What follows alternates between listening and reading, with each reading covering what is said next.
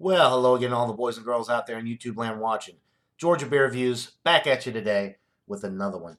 And what I'm looking at is another beer from Pretoria Fields Collective out of Albany, Georgia. This is their Shoalie IPA. It is 6% alcohol by volume, 66 IBUs. It is a deep golden West Coast style IPA hopped with Citra, Equinaut, and Eldorado hops. Let's see a little bit about this beer on the label. In our quest to create the highest quality craft beer, we are proud to grow barley, wheat, hops, and various fruit organically on our farmlands. Experience a little bit of South Georgia in every can. Named after the shoal bass or bass, named after the shoal bass or Shoalie, as they are affectionately known, this IPA boasts tropical notes of citrus, mango, and papaya for those who demand hop-forward flavor. 2% of proceeds are donated to the Flint Riverkeeper. Interesting. All right, so Pretoria Fields Collective was established in 2016. Thanks again to Tom Vess over at Pretoria Fields Collective for sending me a beer mill package. I've gotten to try a lot of really great beer over the last week, so thanks again to Tom Vess. I will post a link to the Pretoria Fields Collective website in the description below for anybody who might want to go check them out. All right, so let's go ahead and crack this thing open, give it a pour, and see what we're working with here. Well, the label is definitely right. This is a deep golden color. Super clear, golden color, nice streaming bubbles going up the glass, about a finger and a half worth of relatively creamy, kind of a cross between a creamy and a frothy head there. The aroma, I'm getting grapefruit. A little bit of piney notes as well on the aroma. Definitely West Coast IPA hop aromas.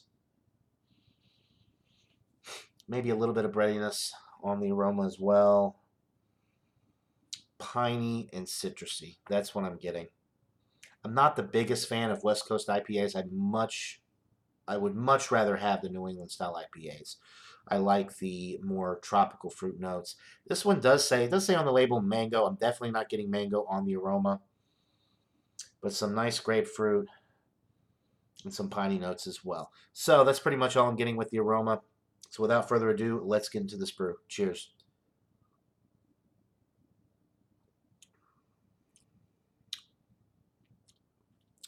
Piney and grapefruit, grapefruit, grapefruit.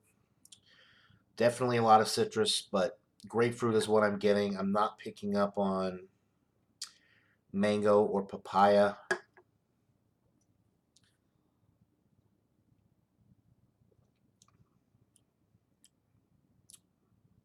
Maybe just a touch of mango, but it's primarily that grapefruit and those piney notes that you would expect to get with a traditional West Coast style IPA. Definitely getting that with this. Some nice glass lacing left behind there. 6% alcohol is masked very well. There is a nice little breadiness in the middle of the sip.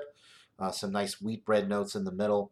It's crisp, it's clean, it's refreshing, it's relatively dry. 66 IBUs, getting up there on the bitterness scale. This one is a little bit too bitter for me to want to drink more than like one or two. The bitterness I find, particularly with these West Coast IPAs, just kind of sticks to the insides of my cheeks and continues to build the more I drink them, which at a certain point gets to be unbearable for my personal palate. Not to say that it's a indication of a lesser quality beer. That's just I'm not a huge fan of this particular style in general. It is very crisp, clean, refreshing.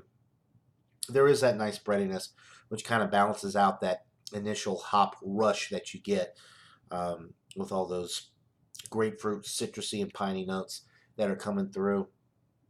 The finish is bitter. It's not super lingering. It does linger a little bit, and it's kind of building somewhat the more I sip on it. But it doesn't stick around as long as some of the West Coast IPAs I've had, where that bitterness just really clings to your, to the inside of your cheeks and just builds and builds and builds. This one, although it's lingering a little bit, it's not as bad as I thought it was going to be initially. This is a very well-made West Coast IPA. And it is, I mean, it's excellent. It's in the excellent range. I wouldn't really go for this beer too often. Now, if they had a New England IPA, I would definitely check that out, and I'd probably love it. But for the style, it is excellent. I'm going to go with a 94 out of 100. It's a pretty solid A. If you are into West Coast IPAs, you might give this a 98 out of 100. I don't know. I mean, if that's your thing. There's nothing wrong with it. It's just a little too bitter for me, and it kind of builds. And after one or two, I'd be ready to move on to something else. A lot of people like to session these types of beers, these West Coast IPAs. This one at 6%, you could do so. It's really not that high of an ABV. You could drink 3 or 4 probably, no problem.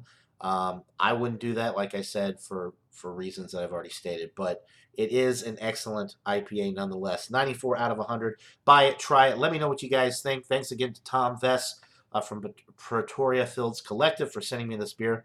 And if you can buy Pretoria Fields Collective beers in your area, they're definitely worth checking out. So 94 out of 100 for the Shoalie IPA. That'll do it for this beer review, guys. Hope you're all having a great day. And until next time, everybody, cheers.